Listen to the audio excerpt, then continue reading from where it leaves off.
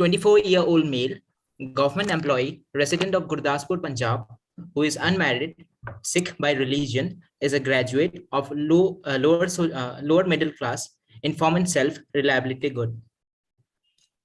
My patient presented to the skin OPD with complaints of multiple asymptomatic red-raised scaly lesions on the body since 6-week duration, along with multiple patches of hair loss on the scalp since 1 week duration.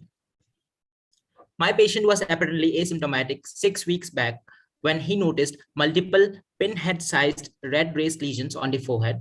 The size of the lesion rapidly increased to 2 to 3 times the original size within 1 to 2 days, associated with mild scaling, no itching and oozing. Patient developed multiple similar lesions over the trunk, upper and the lower limbs, including palms and the soles, in the next 7 to 10 days. Patient continued to develop these crops of lesion.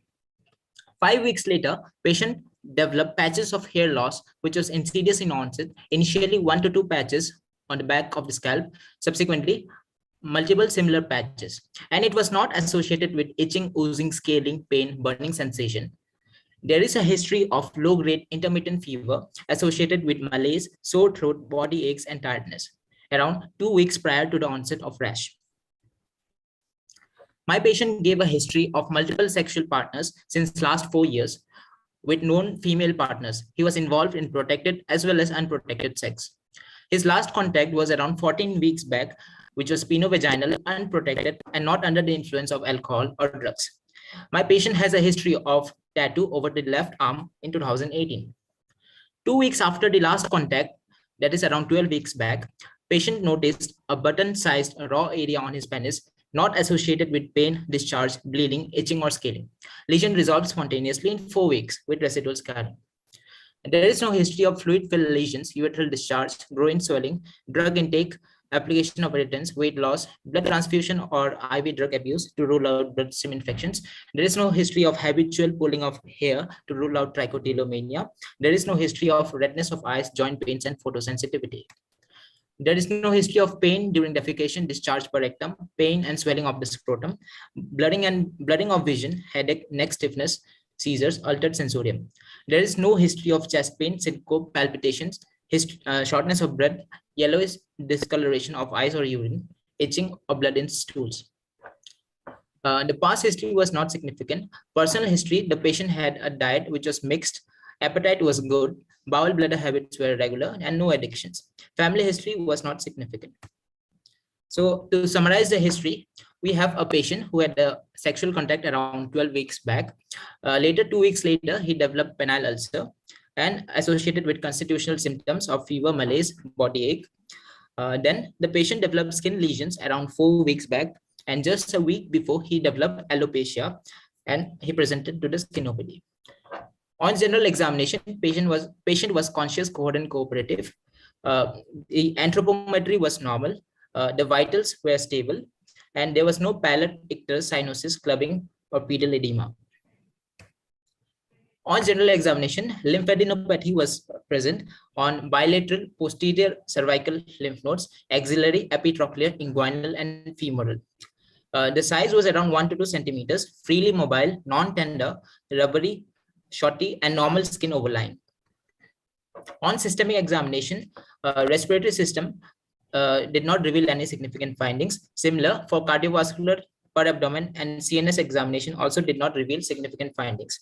Musculoskeletal examination also did not reveal any significant findings. On dermatological examination, we noticed multiple discrete patches of non-scarring alopecia involving the parietotemporal and occipital scalp. Hair pull test was negative, and no exclamation of hairs were seen. Here is the image of the patient. As we can appreciate, the scarring alopecia, patches of hair loss, and there was generalized involvement of face, trunk, upper and the lower limbs in the form of multiple symmetrically distributed erythematous papules with mild scaling. Buschke-Ollendorff sign was positive. Grattage test and Auspitz sign were negative. Here is the image of the patient's forehead. Here we can notice the red lesions, and most likely it is corona veneris. Here is the body of the patient, where we can notice the red papular rash over the body and the arm. This is the palm and the sole of the patient, where we can notice scaly lesions. On oral cavity examination, we noticed a linear white patch on the right side of the soft palate. Most likely it was condyloma lata.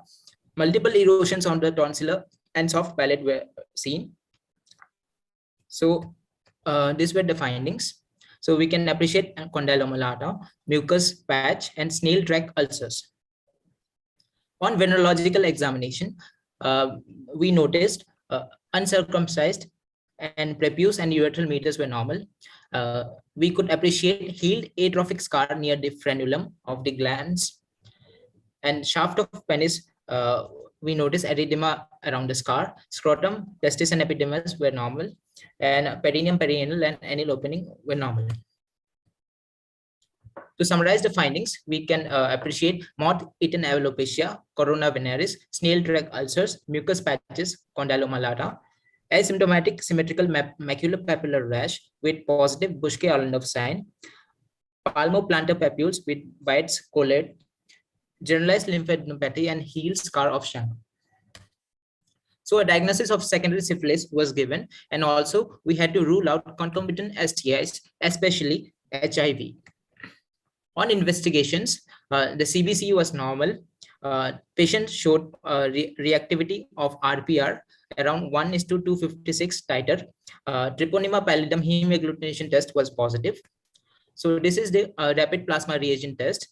We can see agglutination formation in 1:256. Test for HIV, hepatitis B, hepatitis C, HSV were all negative. On biopsy of the skin lesions, we could appreciate epithelioid granuloma with giant cell, as we can see in the picture.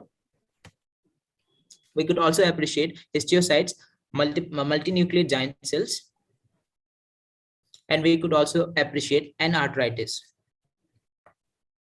So the histopath findings were suggestive and consistent with secondary syphilis.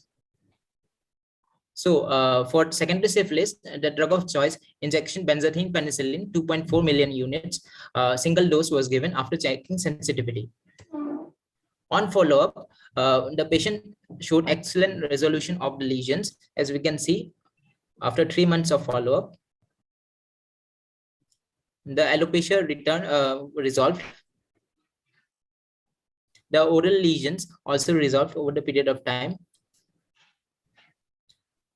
The maculopapular rashes also resolved, and the scaly lesions over the palms and the soles also resolved. So causes of asymptomatic red scaly lesions could be psoriasis, pityriasis, rosea, cutaneous lupus, healing viral exanthems, reactive arthritis, secondary syphilis, leprosy, paraneoplastic dermatosis, HIV-associated dermatosis. And causes of patchy hair loss could be alopecia areata, trichotillomania, tinea capitis, lupus, secondary syphilis, HIV-associated dermatosis.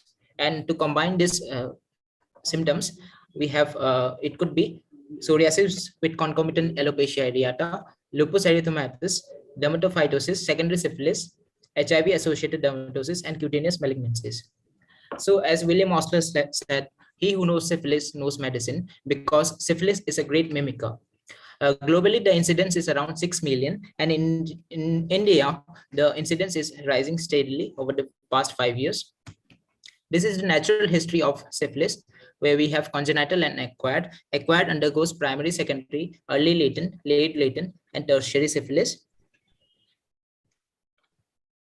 Systemic manifestation of secondary syphilis include periostitis, hepatitis, systemic symptoms like fever, malaise, weight loss, neurological features like headache, meningitis, cranial nerve disorders, uveitis, glomerulonephritis, and arthritis. So take-home message: asymptomatic skin rash with patchy hair loss, clinical suspicion of secondary syphilis should be included. And it is very important to take sexual history, especially from patients with of reproductive age group. And also we have to rule out systemic involvement.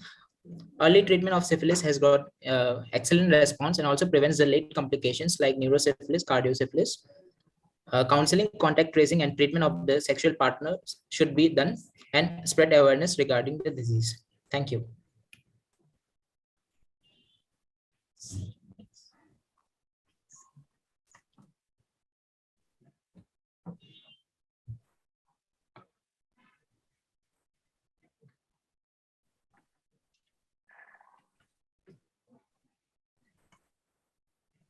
Hello. Hello, am I audible? Yes, Dr. Satyabrata, you're audible. Sir, I'm done with the presentation, sir. Great, fantastic. I it's just waiting for you to switch on your camera. That's all. Yes, sir. Yes, sir. First and foremost, congratulations in presenting the case in a very structured manner and a very beautiful manner. You know, I wouldn't expect any less from a graduate from AFMC, and I think you're studying under Dr. Biju Vasudevan, if I'm not wrong, Yes, sir. who's the head of the department. Great. I have worked with Biju sir, and we've been colleagues in Bangalore Medical College. So, fantastic presentation. Yes, Dr. Heera. Satya, as said, it was a really wonderful presentation. I even liked how you had followed up the case, and for each manifestation, there were even follow-up pictures which were put. As sir said, very structured, very organized. Like when you present like this, we know that you have an idea of the disease and you know how it's going to go. Okay, so I think we'll start with the questions. Can you move to your first slide, please? First slide, yeah.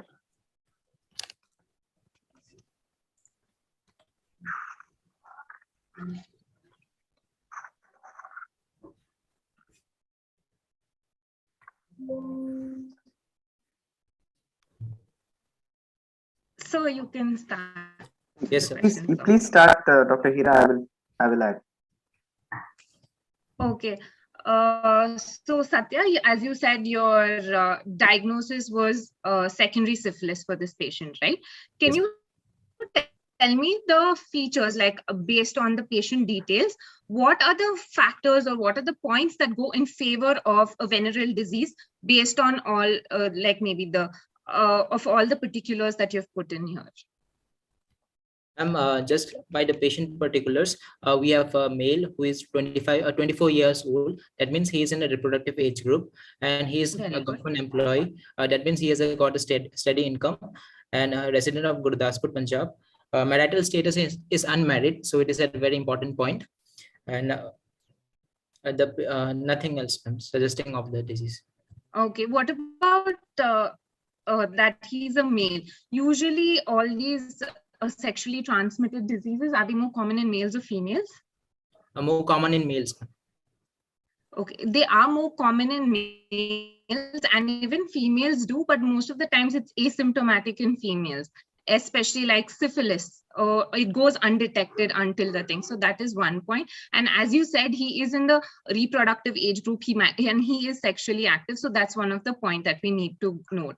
And most of the sexually active, most of the STIs, they are, I mean, it can be seen in any socioeconomic status, but if it is more common in the lower socioeconomic status. So that's one of the things that you need to see in that. Sir? Any importance of religion in an STI? Sir, in Muslim religion, it might be possible that the patient has got multiple wives, and it might increase the risk of transmission of STI. Okay, good. In STI, religion, I was looking for exactly was circumcised penis. So what is the role of circumcision with respect to STI? So it has been found that circumcision has the property to reduce the transmission of the STIs. Okay, yes, because the surface area is lesser, there is no prepuce, there is no an incubatory environment for the bacteria to grow. It can be more easily washed off, and better hygiene in an uncircumcised person than a circumcised person, and that is why religion with respect to STI, that is the role of circumcision with respect to STIs. go on. We'll go to the next slide. Yes, Dr. Heera. He has multiple asymptomatic red rash lesions since in the whole body since 6 weeks, right? Okay, so usually in secondary syphilis, so what are the stages which you see in syphilis? We have the primary stage, then we have secondary stage, then we have we have latent, then we have late latent or tertiary stage. Okay, so in coming to primary, okay, how would the patient present if the patient is of primary syphilis? How would they present to us? The patient develops a primary chancre at the site of the sex organ, if it male in the penis, and if it is female in the labia. The genital ulcer, it is non-tender, and in males it is indurated, hard, and there is associated local lymphadenopathy with it, and the incubation period is around 9 to 90 days. Okay, the lymphadenopathy is unilateral or bilateral? Ma'am, it is unilateral, I think. Usually unilateral. And okay, so that is primary. What about secondary syphilis? How do they present? Secondary syphilis, they can present with features of maculopapular rash, with patchy hair loss, like in this case. Other than this, the patient can also present with constitutional symptoms like fever, body ache, malaise, flu-like illness. Okay, sticking to the rash you said. Okay, so what are the different, only maculopapular rash, or you can have different type of rashes? Ma'am, different type of rashes. It also includes scaly rashes, and Okay. if it is associated with HIV, the severity is more, I think. Use the word asymptomatic. Okay, so what is that? I mean, does it have any indication, anything which indicates syphilis? Because do you have itching usually in a syphilitic rash? Usually there is no itching, ma'am. There's no itching, unless there's a variant like tooth variants where you might have itching, like in syphilis, like follicular lichenoid, but usually it is asymptomatic lesions. And sometimes you can develop like ulcerated lesions, nodular lesions, and where it looks like pustules, and sometimes it can be annular, so different types, but most commonly you get this maculopapular rash. And as you said, multiple patches of hair loss can be there in syphilis as well. Sir, in this slide. Yeah. So when the patient presented with these two complaints, hair loss and red scaly lesions, did you think of syphilis from the first, or why did you ask about the genital? Did the patient tell you about the genital lesions, or did you ask about sexual history? How did it go? Just a practical point. We asked for any other lesions in the previous. Then he said that he had a lesion which resolved, and we asked where was it, and he said it was in his penis. So we took a sexual history after that properly. Fantastic. So that is a very important point when you are asking a patient history, or when you're seeing a patient with secondary syphilis. More often than not, he may give a history of primary syphilis where there was a lesion, and since it was painless and since it resolved by itself, patient did not seek medical importance. Yes, so can the patient present with secondary syphilis even if there was no lesion in the primary syphilis? Is that possible? Yes, it is possible.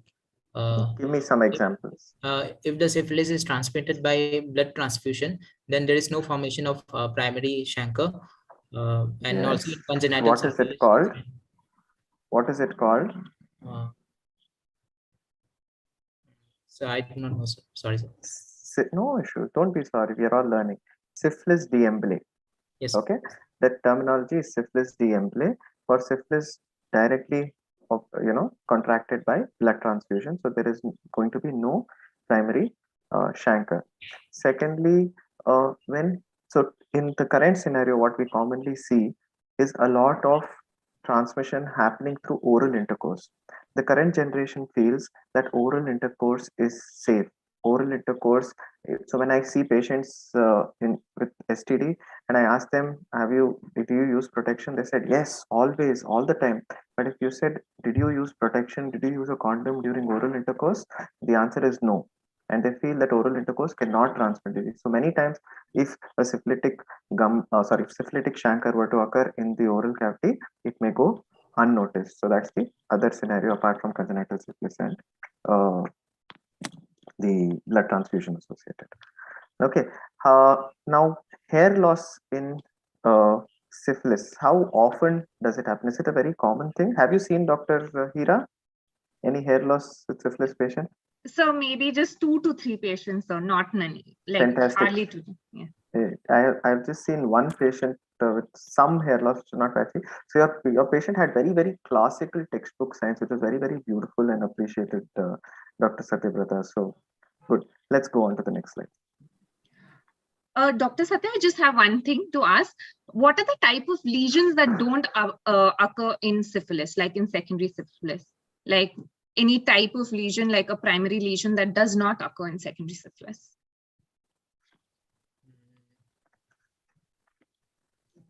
It could, I'll give you a clue, it could occur in congenital syphilis, but it usually doesn't occur in secondary syphilis. I don't know the answer. Okay, so usually vesicles or bullous lesions don't occur in syphilis, except if it was congenital syphilis. So that's one point that you need to keep in mind. Yes. And since you were talking about types of lesions that can occur in syphilis, let's finish off that point now. You have a variety of lesions that occur in syphilis. So you have macular lesions, you can have papillar lesions, you have papillosquamous lesions. What do you mean by papillosquamous lesions? Which are raised as well as some scaly component to it. Then you can have annular lesions as well, and you can have hair loss. So that is why it is called the great mimicker. It has almost a wide spread of dermatological lesions that it can present with. Okay, go on.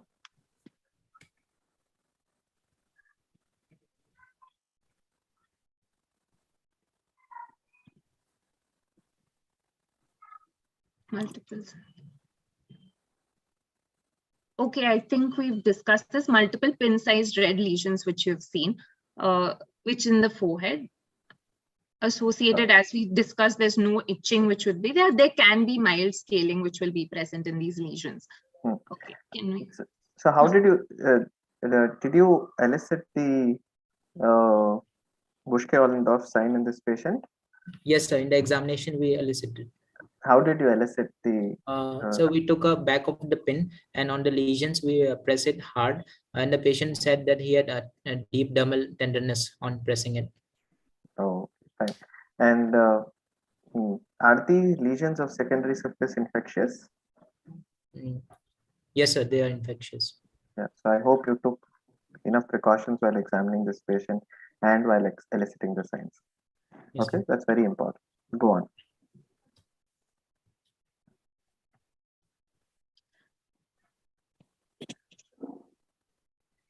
Develop similar lesions. Okay, so what is the importance of lesions in the palms and soles, Dr. Satyabrata? Sir,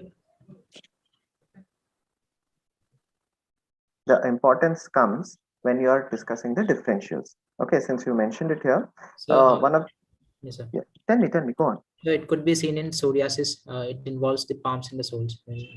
Very good. So in psoriasis, which is a differential for secondary syphilis, you can see lesions in the palms and soles. But there's another differential for secondary syphilis, which is very common, which is that pityriasis rosea. Yes. Okay. So the onset, the manifestation, the rash of secondary syphilis is very common. Very similar to pityriasis rosea. Pityriasis rosea usually, most commonly, does not occur in the palms and soles. You can see it in the flexures, you can see it in other parts of the body. Palms and soles are less often involved in pityriasis rosea, whereas commonly involved in psoriasis and in secondary syphilis. Satya, yes. Can you tell me the type of scales that you see in pityriasis rosea? Ma'am, we can see scaly lesions, squamous. The type of scales, any idea? No idea. You can see collarate scales which are there. So even that, papular pityriasis rosea will be very similar as Sir said, but usually the palms and soles will be, it won't be involved. So usually we do take a biopsy in such cases. Yes, ma'am. Let's go to the next slide.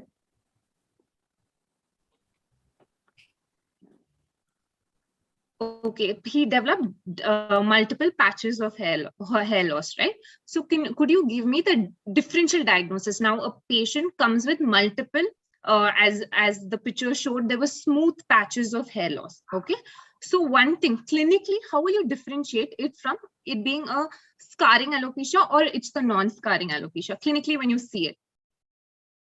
Ma'am, we can do a hair pull test, I think. No, when you want to see, suppose you look at a scalp. Okay, you tell me first, what are the differential diagnoses that came to your mind? First, when you saw a patient, when you see this patient with different patches of hair loss. So what would be your differential diagnosis? The differentials included trichotillomania, psychiatric disorder where the patient... Okay, you said trichot. I want you to tell me what is the differential and why it is not that. Trichotillomania, we took a history of habitual pulling of hair. The patient said no, it was not present, and we also asked for other history like this itching associated to rule out fungal infection, tinea capitis. And other than that, okay, it could be seen in lupus erythematosus. So we asked for other symptoms of lupus like photosensitivity, joint pain. It was not present. Any other very important common condition which has smooth patches of hair loss which you could see? Alopecia areata. Okay, so alopecia areata is one of the other very close differential that you develop in that patient. These are the things that you need to keep in mind. And one thing, so when you see that it is non-scarring, these would be your differentials. Sometimes even scarring alopecias can present with multiple patches of hair loss which are seen. And as you said, it's not associated with itching to rule out tinea scaling.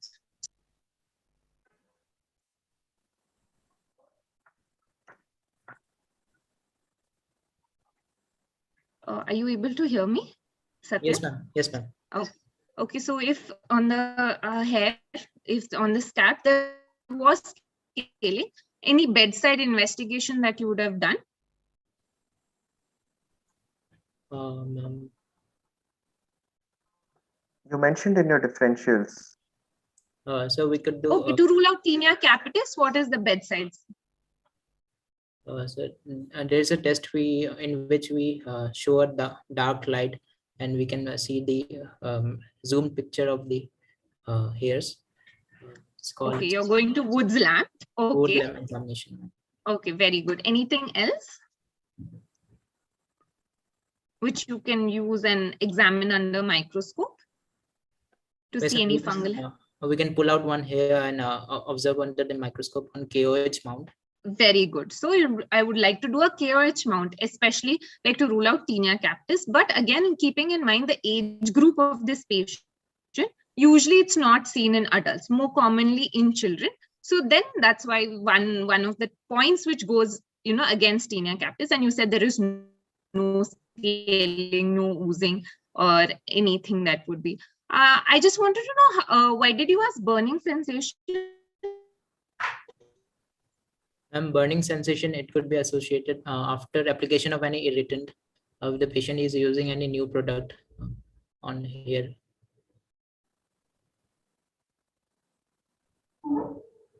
Am I audible, ma'am? Yes, Dr. Satya, I think Dr. Heera's net connection is a little unstable. No issues. Fine. Dr. Heera, are you with us? Yes, sir. I hope you can hear me. Yeah. So Dr. Satya said that he was concerned about if there are any irritant products that he's using that is causing the possible alopecia, and that's why he asked about burning sensation. Okay. And fever, what is the relevance of fever, Dr. Satya? Fever, malaise, sore throat? when you said 2 weeks prior to the onset of rash? Are you indicating something? Yes, ma'am. It is seen in the natural history of syphilis. And the other differentials include the wide spectrum of causes of fever. It could be confused with HIV also, where the patient also develops constitutional symptoms. Okay, so usually in the prodromal phase of secondary syphilis, you do have all these symptoms like fever, malaise, which would be seen. Okay, and how would you rule out alopecia areata in this patient? The hair pull test was negative, I think. Okay. And can you tell me how you do the hair pull test? We take around 1 centimeter square area of hair and pull it. Okay. And if it comes out easily, it is positive. Yeah, so usually that we take out a percentage of how much hair, like 60 hair, and hold it between our thumb and index finger and pull it. And if like more than 10%, if you see, you would say hair pull test is positive. Along with that, would you like to look for a special type of hair which you would see in alopecia areata? Any special hair which, any finding which you can see at the margins? You mentioned in your findings. Exclamation of the hairs, like. Yes, very good. There'll be exclamatory hair sign. Anything else? Have you ever seen an exclamation mark hair in your No, practice anytime clinically? Okay, so exclamation mark hair is actually not seen usually to the naked eye unless you have a very good vision. If you really go searching for it, usually it's a feature that you would see under the magnifying lens. So whenever you're examining a patient with alopecia, always use a magnifying lens to see the roots, to see the patches. In fact, that's the very first point I would like to say it, like when Dr. Heera was asking, what is the type of alopecia? So you have to look whether it's a scarring alopecia or a non-scarring alopecia. So syphilis or alopecia areata, these are all non-scarring alopecia. So the follicular openings are still present. In scarring alopecia, you will see a smoothened out place where there is like you cannot even see the follicular opening. So folliculars are not open. So that is a cicatricial alopecia. Okay. Yes. Go on, Dr. Heera. Multiple histories. Okay, why is sexual history important, especially in a very rare disease? Ma'am, in the history, the patient said that he had a genital ulcer a few weeks back. Okay, you had mentioned known female partners. Okay, so what is that significance of the line? Usually, what does that indicate? If it's unknown. If it is unknown, then the patient may be visiting prostitution sites. It is unknown. Then. So he'll have a much higher risk, and this is with known female partners.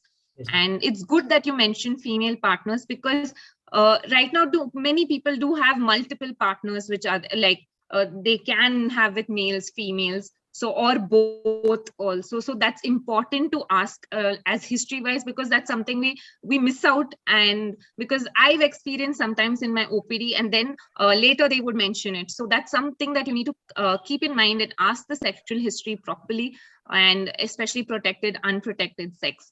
Can you tell me one? I think this is a little difficult, but I want to highlight that point. Can you name one of the STIs which is usually doesn't, like a condom doesn't give protection? Not a very good high amount of protection to that. One of these STIs, which is very common. Even though they have protected sex. No. So herpes. So even though you use a condom, it still gives a very, very low protection rate. So they can still develop herpes. So that's one of the points I always want to highlight in any case presentation, that even though if it is protected, they still do have chances of developing HSV infection. And you mentioned penovaginal, not in the history of tattoo. Sir, anything else you want to add in this slide? Yes, so I just want to highlight certain points about history taking in a case of STD. One, you have to ask the patient when was his first exposure. Okay, so sometimes patients have exposure very early in life. They've lost their virginity very early in life. So when you're dealing with such are the patients who are more likely to have STDs, because when it's happening earlier on in life, their understanding, their educational status, everything is low. There are lesser chances that they've used protection. So when was their first intercourse? Number of exposures or number of partners. Okay, higher the number of partners, higher the number of exposures, higher is the chances of STIs. Type of exposures, type of orientation of the patient. So yes, whether the patient is homosexual, heterosexual, or bisexual, and what is the type of intercourse that the patient has practiced, whether it is anal, oral, or vaginal. Okay, another common means of transmission of STI, even though when there is no intercourse, is when there is contact with body secretions. If the patient has used any of his body secretions to arouse the other partner or during foreplay, that itself can cause an STI, even though the patient must have worn a protection during the actual act of sex. So sometimes when you're having confusing history and confusing results, so these are the kind of points or explanations that you can discuss with the patient to give him an answer about why he or she got the STI. And why is it important to ask the influence of alcohol or drugs? So these are high risk behaviors, especially drugs. If it is intravenous, it could also transmit STIs like HIV and syphilis. And also under the influence of alcohol, the patient is not conscious of how is the procedure going on. So. Yes, so basically he or she may not remember whether he has used protection or not. Okay, and the other common STIs which are transmitted despite using a protection is molluscum. Molluscum contagiosum can be transmitted from the pubic area through direct contact from thigh area. Then even HPV, human papillomavirus, genital warts, can be transmitted in the surrounding areas first through direct contact, even if there is a condom that is worn, and can subsequently be transmitted to the penile area as well. So these are the other diseases that are commonly transmitted despite using a protection. Okay, let's go to the next slide.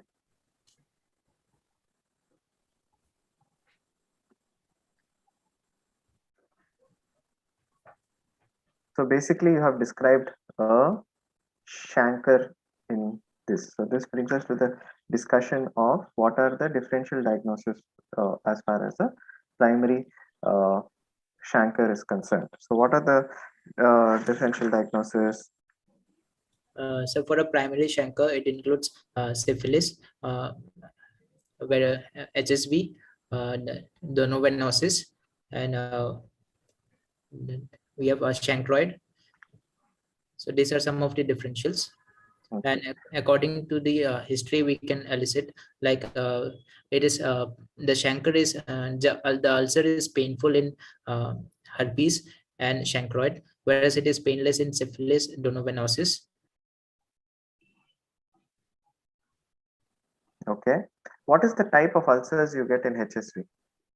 It is vesicular, right? Yes, you get multiple vesicles, and many times patient does not even present to you when they have vesicles. They present to you when the vesicles are converted into erosions.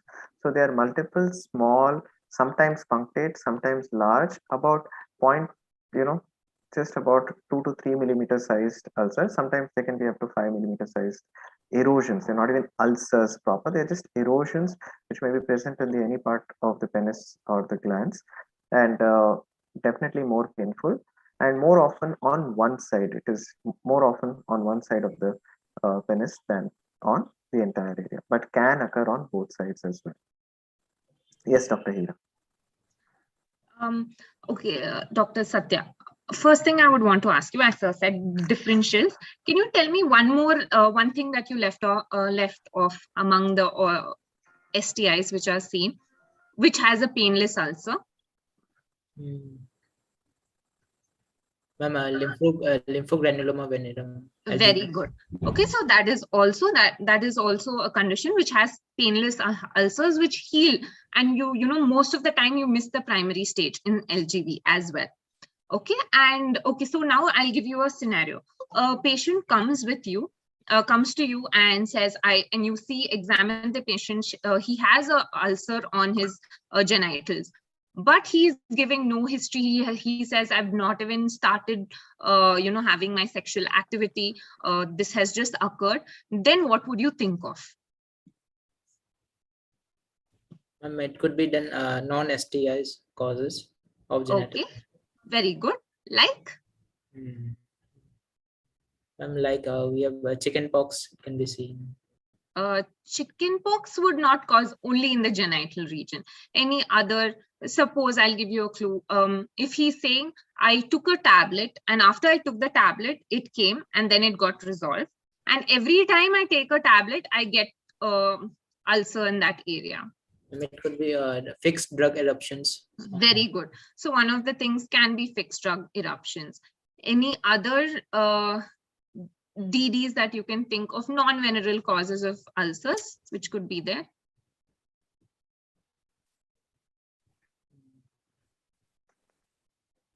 It could be seen in malignancies, cutaneous. Very good. Sometimes ulcers then. In lupus, it might be seen. Lupus, unlikely. Sometimes. Tennis, unlikely. Yeah, very unlikely. Anything else? Behçet's disease can be one of the things. Lichen planus. Sometimes tuberculosis also can cause ulcerative lesions. Atypical mycobacteriosis as well. So those can be one of the. So we need to even think about non-venereal causes of genital ulcers that need to be kept in mind. So for this patient, you saw there was a button-sized, you saw an erosion on his penis. So when, what would you want to do on palpation? What would you see? Ma'am, we have to see the base of the erosion, and Okay. we have to see for tenderness. In syphilis, it is hard indurated, and it sticks over the prepuce when retracted. Okay. Do you know any sign which is associated with a syphilitic ulcer because of the induration which might be there? Yes, ma'am. So if that ulcer, if this is the prepuce, if it's present on an ulcer is present on the mucosal side of the prepuce, so there is induration. So do you know any sign that could be associated with that? Don't know the answer. Okay, so that is Dory flop sign. So when you try to, retract the prepuce, it will just retract back. So that's called Dory flop sign, which is seen. And you said it's not associated with pain. Can a syphilitic ulcer become painful? Yes, ma'am, it can be painful if it is associated with concomitant bacterial infections. Very good. And usually the discharge in syphilitic lesions, what type of discharge would be there? The discharge would be serous type of discharge. Very good. That's serous discharge. So that's one of the main things that we'll be using the serous discharge for our diagnosis if you want to do dark ground microscopy as well. And it was not associated with itching and scaling. And you said it resolves spontaneously. So does primary syphilis, does it resolve spontaneously? Yes, ma'am, it resolves spontaneously. Okay. And does it leave behind anything? Ma'am, it leaves behind some scarring, which also resolves over a period of time. Okay, so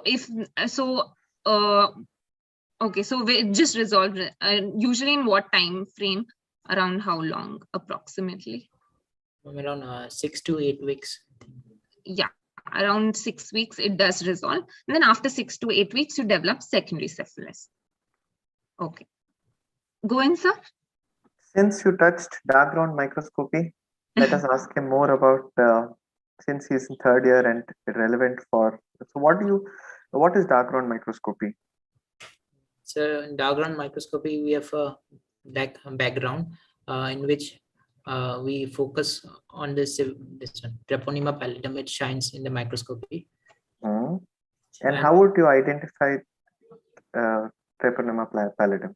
Ma'am, sir, it has got a shape, spirochete shape, and motility is a corkscrew motility, and there's a blunt bend over the bacteria. Okay, great. So let me just tell you a few more points that are there associated with motility of treponema. Treponema can have locomotive motility and change of shape, motility associated with changing shape. So it can have rotational movements which look like a corkscrew movement that you already mentioned. Secondly, it can have slow propulsive movements that treponema has under the dark blind microscopy. Rarely it has something called spasmodic movements. Then treponema is known to have various kinds of change of shape. It can have angulated shape, it can have buckling shape, it can have undulation shape. There can be coil compression and expansion, and there's something called looping. There's a little too much, I guess, for types of motility, but yes, so this is the variety of motility that treponema exhibits. Okay, let's go to the next slide.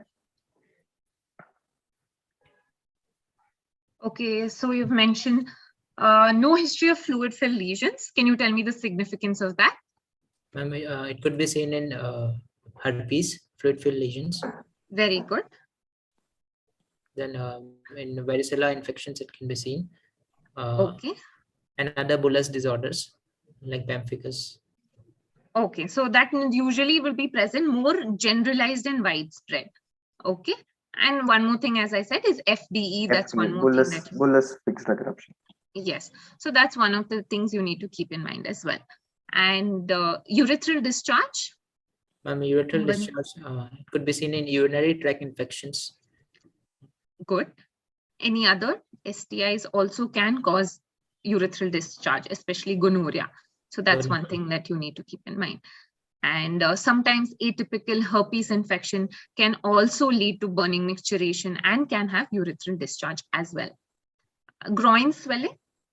Ma'am, it can be bubo, as we can see in donovenosis. Other causes includes tuberculosis also of the inguinal region. Okay, very good. Drug intake? Yes, ma'am, drug intake also. Can cause also. And application of irritants, why did you ask about that? It can cause local hypersensitivity reaction on the area. Okay, yeah, so they can cause something called irritant contact dermatitis. So sometimes that can also lead to sometimes bullous and erosions basically in the genital regions. Okay, weight loss diet. So what happens is in STI patients, many times after an unprotected intercourse, they are a little scared that they have contracted an infection, and they end up pouring substances like Dettol directly on their penis, directly on their scrotum, and come with irritant contact dermatitis or burns due to such things. So that time, yes, the history of application of irritants is very important. And yeah, so you can tell each one, why did you ask history of that? So next is weight loss, diarrhea, cough. Ma'am, for weight loss, it could be malignancies or tuberculosis. For diarrhea also, it could be malignancies, tuberculosis, and fungal infections. Cough to rule out tuberculosis. Okay. And blood transfusion and IV drug abuse to rule out any bloodborne infections like HIV and other infections. And one more thing that's mentioned, right? Sometimes blood transfusion also can cause syphilis. Yes, ma'am. So where you won't have the primary stage. Any other thing that can cause syphilis, like from a syphilis, can it spread by needle stick injury, syphilis? Yes, ma'am, it can also spread by needle stick injury. Okay. Then IV drug use, IV drug abuse, I think we discussed that. Habitual pulling of hair? To rule out trichotillomania. Okay, so in trichotillomania, what do you think? The patient will be aware that they're pulling their hair, or they might not be aware? Sometimes the patient might not be aware, so we need to ask from the family members, especially children. So usually, and it gets aggravated in stressful situations or when they're having emotional disturbances. So usually it is seen in children or sometimes at office. So you always, along with directly asking about the hair, you need to check whether if they have any psychological issues. So ask them if they are going through something in school or in college or anything is affecting them. So because those are the triggers, emotional triggers for trichotillomania. And then you asked for redness of eyes, joints, and photosensitivity to rule out. Systemic lupus erythematosus. Okay. Can secondary syphilis involve the eyes as well? Yes, ma'am, it can involve, it can cause uveitis, the posterior uveitis also. Very good. And it can actually cause anything, conjunctivitis, scleritis, episcleritis, also along with that.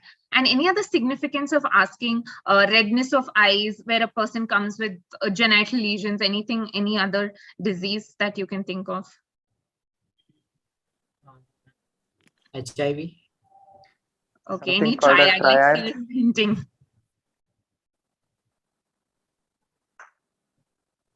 Triad of Don't know the answers. urethritis, conjunctivitis, and arthritis seen in Sir, readers. Readers.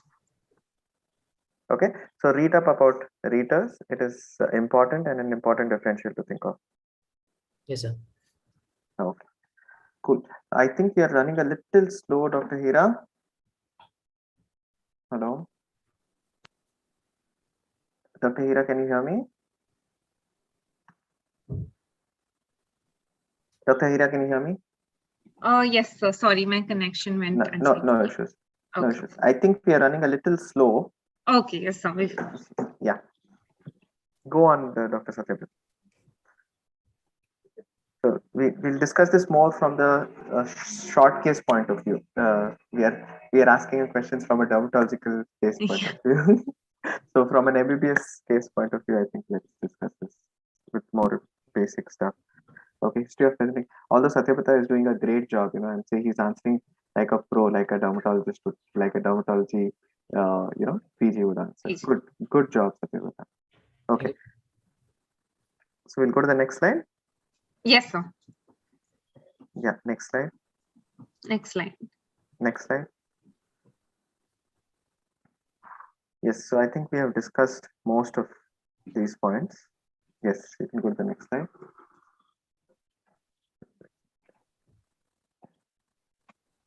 Any significance of icterus or pallor in patients with secondary syphilis?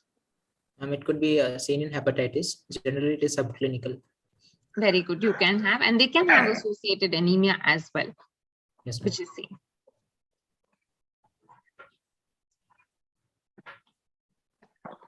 Sir? Yes. So whenever you're seeing lymphadenopathy, you have already described all of this. Whenever you're seeing generalized lymphadenopathy, what is your other important differential? So it could be HIV, in which we see persistent generalized lymphadenopathy. Okay, fine. Anything else, Dr. Heera? No, sir. We can move to the next. No, next slide.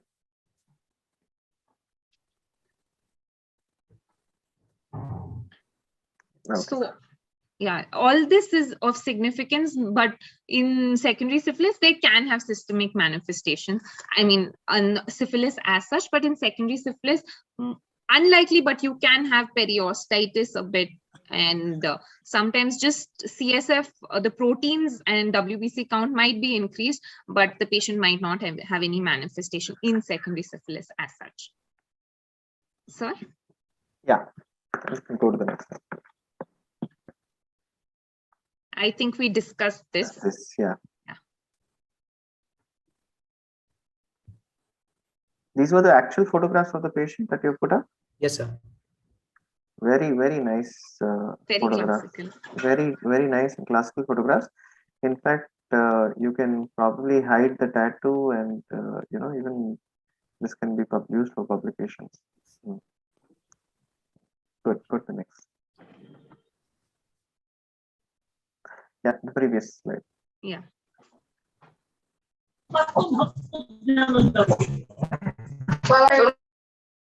What is Grattage test?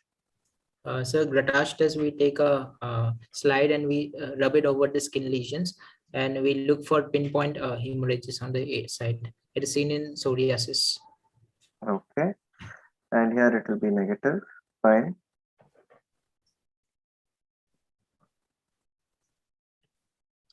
Auspitz sign is, what would you see? What is the sign?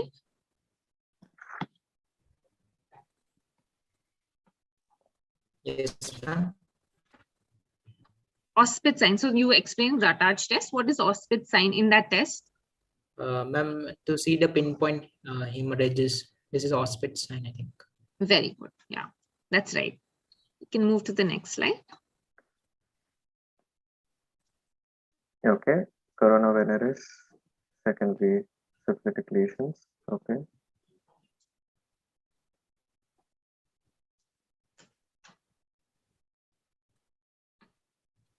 Satya, can you tell me from head to toe, what are the dermat lesions that you see in secondary syphilis, like head to toe?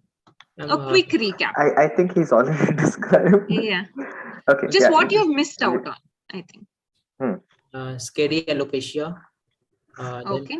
Then on the scalp, we can see the on the forehead. What is the appearance of that alopecia known as?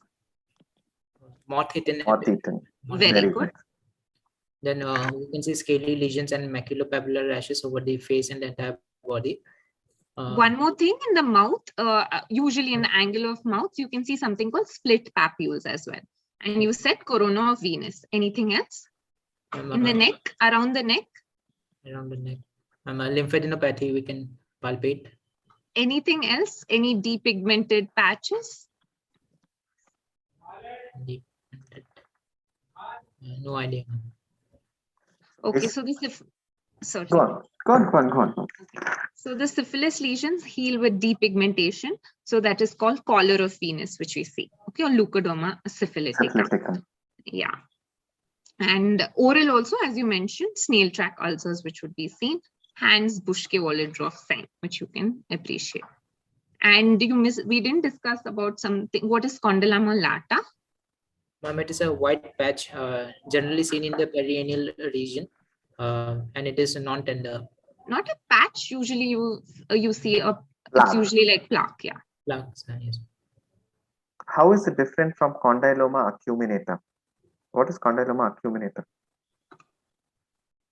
So I don't know what is it. So. Okay. Condyloma acuminata can be seen due to HPV infection, where it is more cauliflower-like lesions, raised lesions seen over the genital areas. That's due to HPV infection. Yes, sir. Okay. Is condyloma lata, is it infectious? Yes, ma'am. It is very infectious. Okay. Yeah. Moving on.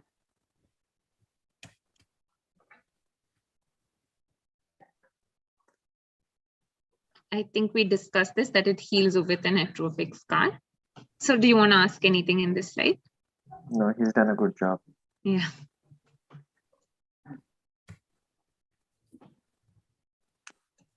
Okay, we just summarized this. Great. Yeah.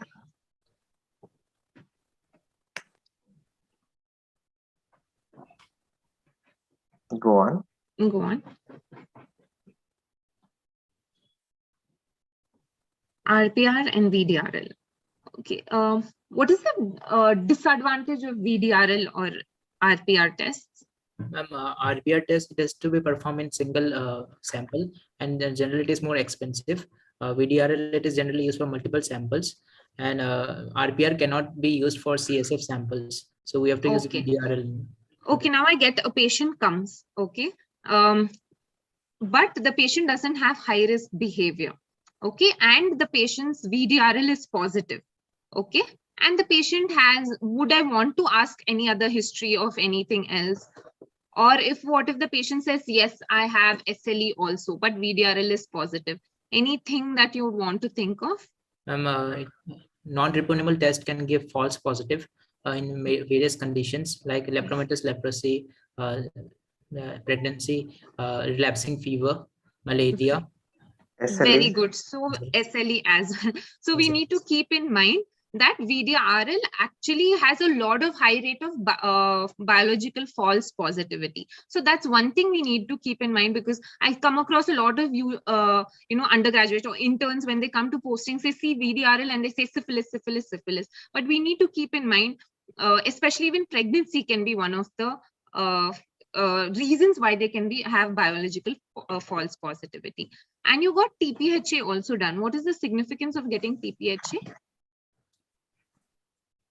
It is a specific treponemal specific test, I think.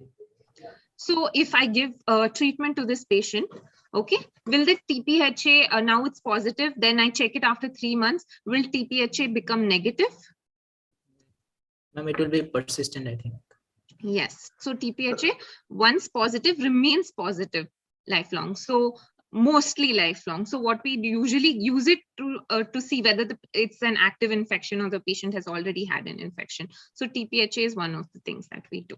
So basically, Dr. Heera is trying to tell you, Satya, that TPHA versus VDRL, you have to get both the tests done. It's not that you just directly do TPHA or do only VDRL. Why?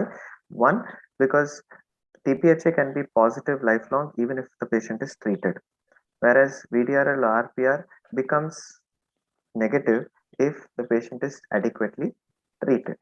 Okay, in most cases it becomes negative, and that is why whenever you're checking for syphilis, you have to check both. Okay, which brings me to my next question. What do you mean by a serofast individual?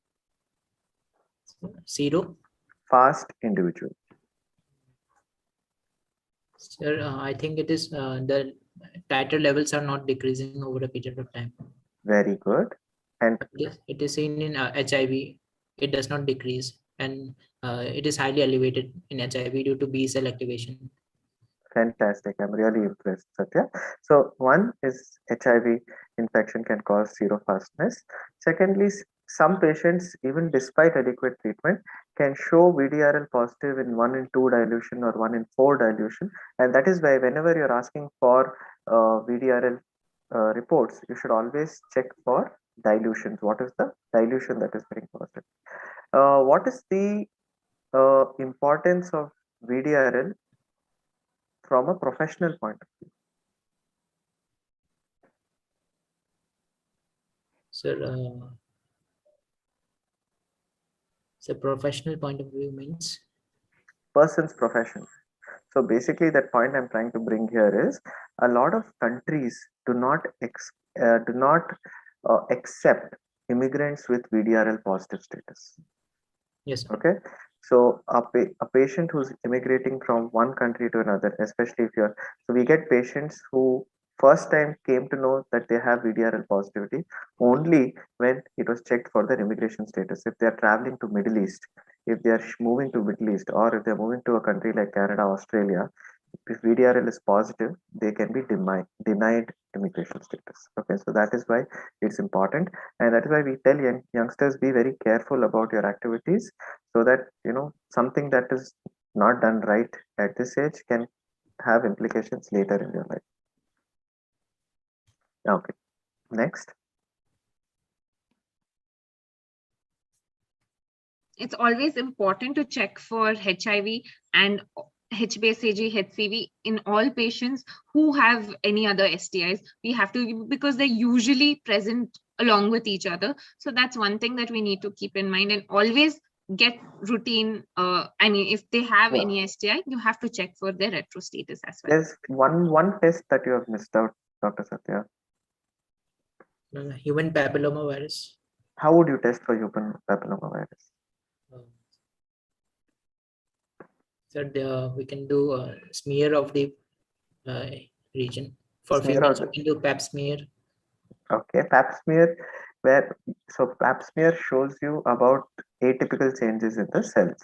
It is not exactly a direct test for human papilloma virus. Human papilloma virus, rarely you do any tests directly on the male penis. Of late, there is something called PCR swabs, but again, to what extent it is positive is not very clear. So you'd rather do a biopsy and you'd send the lesion for testing if you're concerned about human papilloma virus. No, I'm not talking about that. There's one more test, basic test you have missed out. Check, go to the previous slide. Previous slide.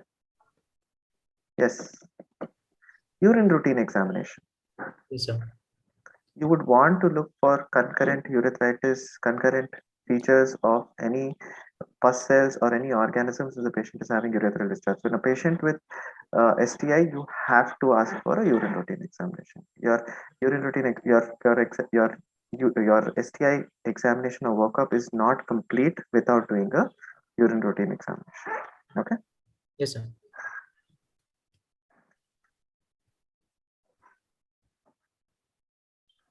Theoretically, one more thing has to be done in every UTI, every STI patient is a per rectal examination. Practically, it is not commonly done, but theoretically, again, an STI examination is not complete without doing a per rectal examination. Go on. I think let us not go into the histological details of uh, syphilis for a short case, Dr. Heera. Yes, We'll sir. go to Yes, the we'll go to the treatment. I think that's more important. Yes, Dr. Heera. So can you tell me, have you given a benzathine penicillin injection before? No, ma'am. No. So usually, do you give 2.4 million units in one shot, in one buttocks, or do you divide it or anything like that? I think we divide it and give it. So we give 1.2 in one buttocks, each buttocks, and then you always check, give it after a test dose. Okay. Any reaction that is associated with benzathine penicillin? Ma'am, we have JH reaction, Hexheimer reaction. Jarisch-Hexheimer reaction. Very good.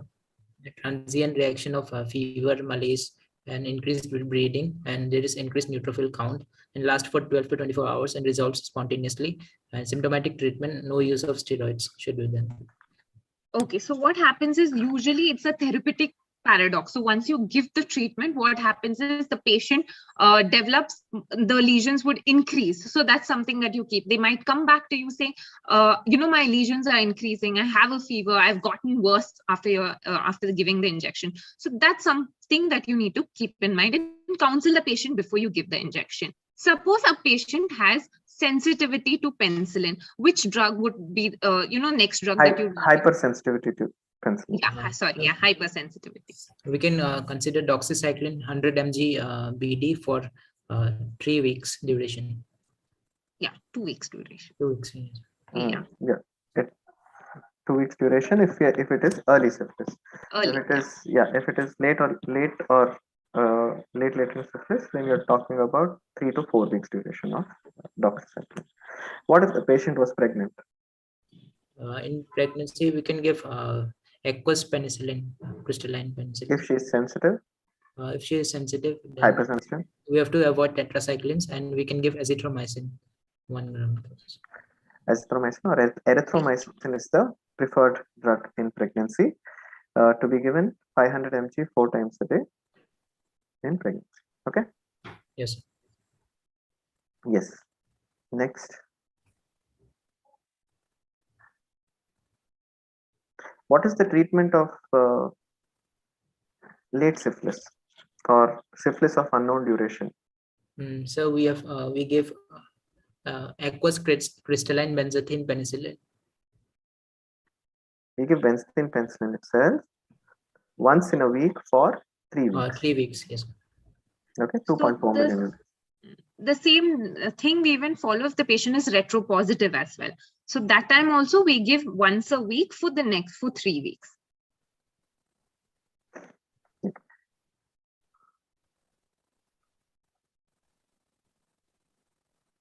What else would you like to do? What else would you like to advise this patient? You have treated him, you have given him penicillin. What else would you like to do in this? The lesions have resolved. So we have to do a follow-up test every 3 months, so that to check whether the VDRL has decreased. Then other than that, we have to educate the patient regarding safe sexual practices and to avoid multiple sexual partners, and also to treatment of the sexual partner. Yes. So most important thing when you diagnose the patient itself, you say contact tracing is important. So you have to ask the patient to get the partner tested as well as treat the partner. Anything else, Dr. Heera? No, sir, I'm done. Okay, so fantastic presentation, Dr. Satya. Thank you, sir. I think we have already discussed all the points relevant to discussion. Anything we want to add? Just run the slides of discussion. Let's see. Okay. Okay. Okay.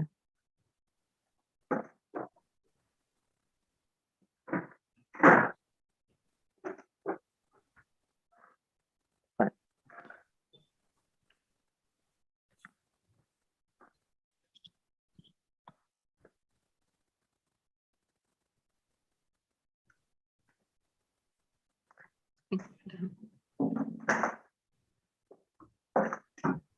Thank you, everyone. And your concluding remarks about the presentation, sir and ma'am. Dr.Heera first.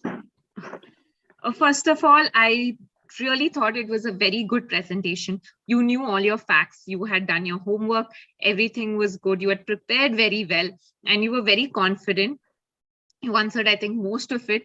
So I'm very impressed because I did not know so much as an undergraduate, and especially STI is one of the things that is ignored. And I'm glad you know so much and you're interested being an undergraduate. And I think you're going the right way. And it was really an excellent. It was almost like the discussion went like a PG level, as sir said. We had to cut it down like to make it as a short case presentation. So, and I'm also very happy because I think I got to learn a lot of actually practical points from sir as well. So I didn't know about this immigration and VDRL thing. So I'm glad it was a learning experience for me as well. So I would like to thank White Army for this opportunity, and really a good job, Satya. It was very nice. Thank you, ma'am. Great, great. Thank you. Definitely a learning point for me also, as I think that's the essence of White Army. Help others to help ourselves. That's the motto of the White Army, if I'm not wrong. And great job, Satya. As first of all, I'm happy that students are taking interest in dermatological cases and STI cases. I remember I presented an STI case when I was in third year MBBS. And I'm happy that I was not sure that time if I were to take up dermatology or venereology as my future profession. So I'm really happy to see that MBBS students are presenting cases. They're getting to see cases such as secondary syphilis, which are not very common. Not many dermatologists would have seen classical cases of secondary syphilis. So you've done your job well, presented well. So good luck, and we'll keep having more such educative sessions. And thank you for inviting me. Thank you, sir. Thank you so much, sir. And thank you so much, ma'am. It was indeed a very comprehensive clinical class, actually. The discussion was very useful for us. And thank you for being here, Dr. Govind, sir, and Dr. Heera, ma'am. We could learn a lot because of this discussion. And thank you to the presenter also. We can learn more because of your well-prepared presentation only. Kudos to you. And thank you everyone who have joined us via Zoom and YouTube. See you in the next session. Thank you everyone.